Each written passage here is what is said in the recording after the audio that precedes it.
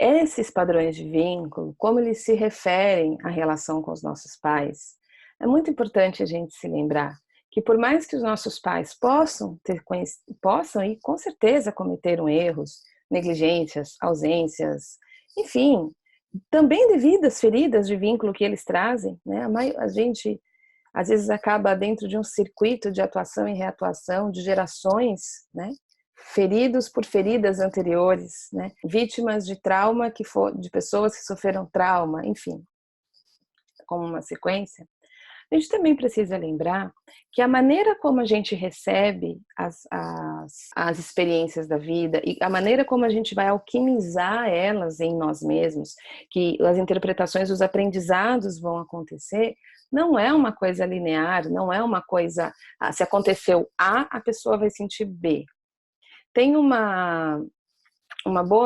bom exemplo disso, que é a história de uma mãe que tinha 2 filhos, os 2 de idade muito próximas. Um filho, já na fase mais adulta, se apresentava muito sadio, muito bem organizado, a vida tocando bem, estabelecia boas relações, bons padrões de vínculo, profissionalmente estava engatado.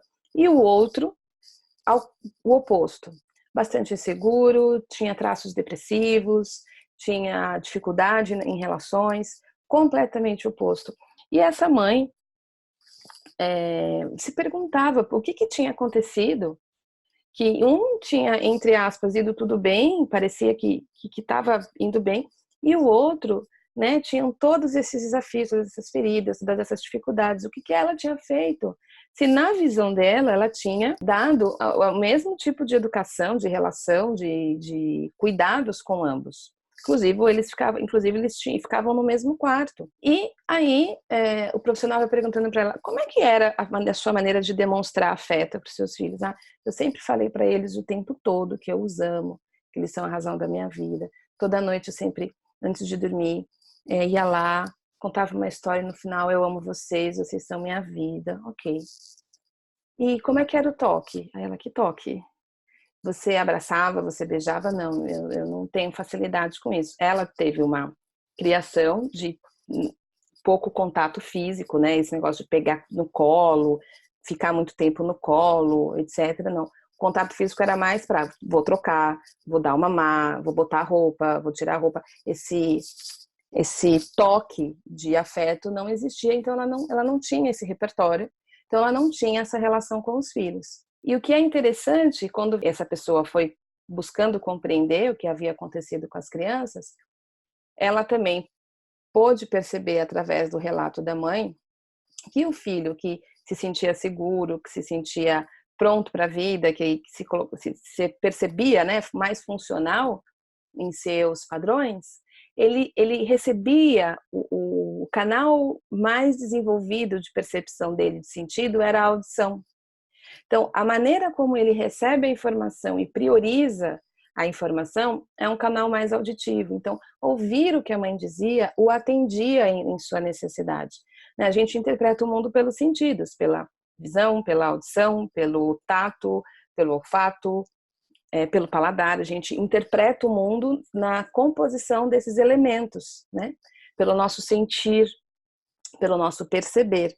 Então, esse filho que nos seus canais de percepção tinha uma predominância pela audição, ele captava mais estímulos pela via auditiva, ele se sentia atendido. O outro filho era um bebê, uma criança mais sinestésica, que captava mais pelo tato, pelo toque. Então, como isso não existia, apenas ouvir que era amado não o atendia.